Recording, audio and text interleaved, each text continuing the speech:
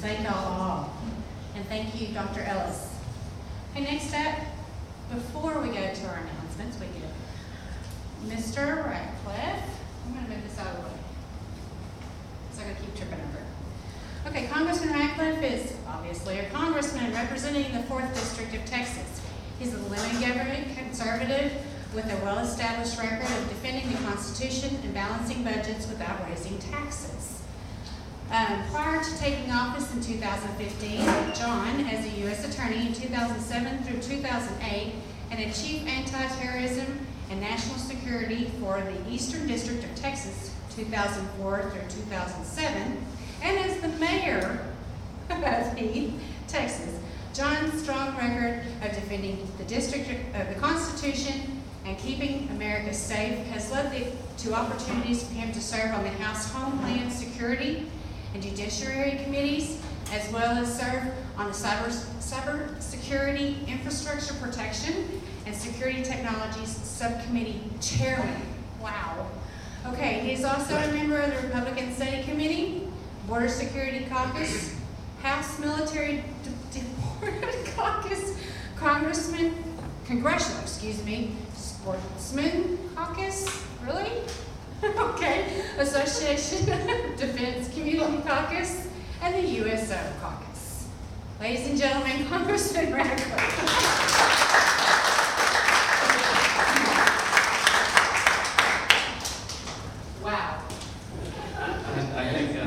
I'd like to thank Stacy, and then I guess thank my wife or my mother or whoever wrote that.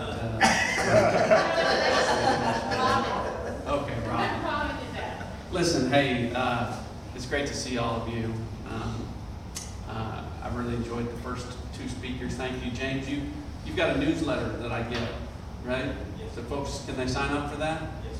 Yeah, we get a history lesson by email every once in a while, so I suggest that you do that. It was great to hear Dr. Ellis tonight, so it's great to be with you. Listen, with respect to everyone's time, your time on time, by the way.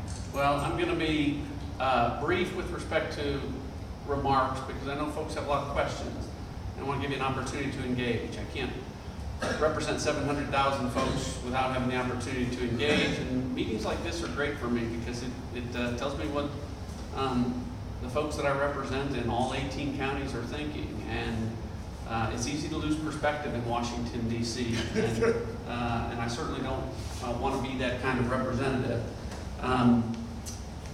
More than anything else, though, the reason I wanted to be here tonight, and I thank Stacy for the invitation, is to thank folks. As y'all know, I'm wrapping up my first 2-year term as your representative for this area.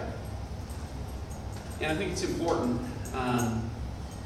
to recognize the fact, again, that for the 34 years before I became a congressman, this area was represented by Ralph Hall, who did a great job. And for people to give me the opportunity to represent this region, I know they placed a lot of faith and trust in me. And so I want to always take the opportunity to come back to the folks that have given me the chance to be their one voice on the floor of the United States House of Representatives to say thank you, because it really is the great privilege of my life, and I mean that. I've had the good fortune to do some things that I never thought that I'd have the opportunity to do, but when I go to work in Washington, I walk up the steps of the Capitol. There's a tunnel system that allows you to go underneath for security, but unless it's raining, I like to walk up the steps of the Capitol because it reminds me why I'm in Washington and who sent me there. When I walk up the steps,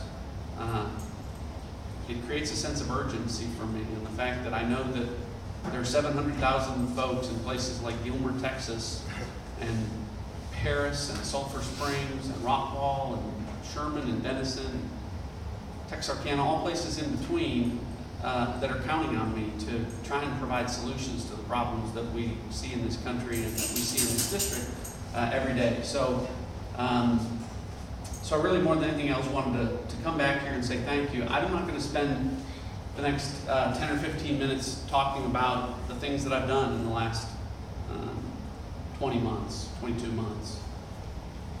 I don't have to do that in a group like this. East Texans for Liberty, you guys are the foot soldiers for the conservative movement. So you're folks that pay attention, so you know how I voted. You know that, like me, you're folks that want more freedom and less government, and you want our Constitution to be respected and defended. And I've now had over 1,000 votes as your one voice on the floor of the U.S. House. And I wouldn't expect everyone in this room to agree with all 1,000 votes. That's certainly not possible. But I think without going into all of my votes, if you look at how conservative groups that rate members of Congress rate me, Club for Growth rates me number 1 out of 435 members of Congress as the most conservative. Heritage Action, I think, has me 2nd or 3rd. American Conservative Union gives me a 100% score. Freedom Works gives me an A+. And all 4 of those, I believe, have me ranked as the most conservative Texas member of the United States House of Representatives. You're nodding your head, so I must. I don't know. That sounds great. So I'm happy to, and I'll probably get some questions about different issues and votes, and I'm happy to go back and look at all that. But really, I think the one thing that and I don't know what questions I'm going to get, but again, meetings like this are great because it gives me an opportunity to engage and get some feedback and perspective. And so I want to talk about something I know that's very important to everyone in this room, and it's what's going on in this election and what's happened in the last, not just the last few months, but more particularly in the last few days with videotapes and debates and conference calls.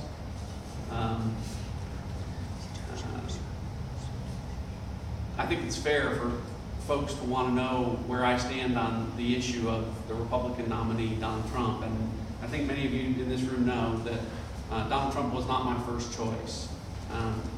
But I said a while ago that,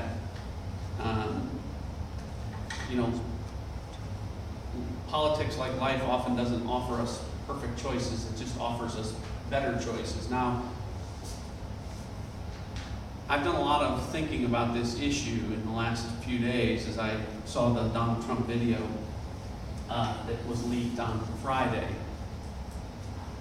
And I will tell all of you that the 3 most important people in my life are all women.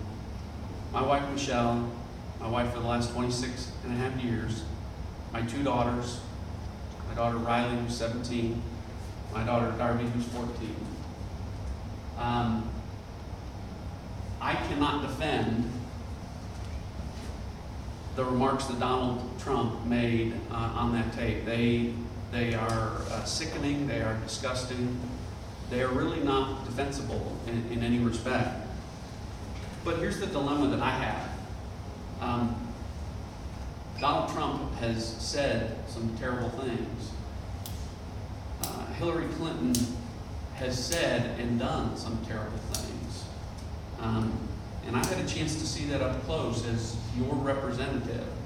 A number of folks in this room have recently contacted me to thank me for the role that I have played with respect to some of the judiciary hearings. And some of you have seen some of the videos that have gone viral with respect to my questioning of Attorney General Loretta Lynch and my questioning of FBI Director Jim Comey. All of those things highlight and remind me repeatedly of what Hillary Clinton represents, someone who has lied repeatedly to Congress, someone who's deleted 33,000 emails in violation of federal law and subpoenas to preserve them. Someone who has allowed our most sensitive matters of national security with a classification, in some cases, of top secret, which is a classification which means information, the disclosure of which creates a grave national security threat. Someone whose actions, I think, contributed to deaths in Benghazi. Someone whose foundation raised millions of dollars in relief money for places like Haiti, millions of dollars that never got there. Someone who repeatedly talks about the fact that she's been a public servant for the last 30 years, but somehow has made $200 million as a public servant.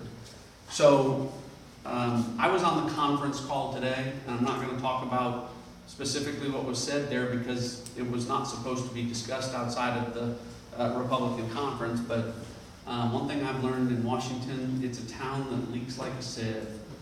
But what I will say is this.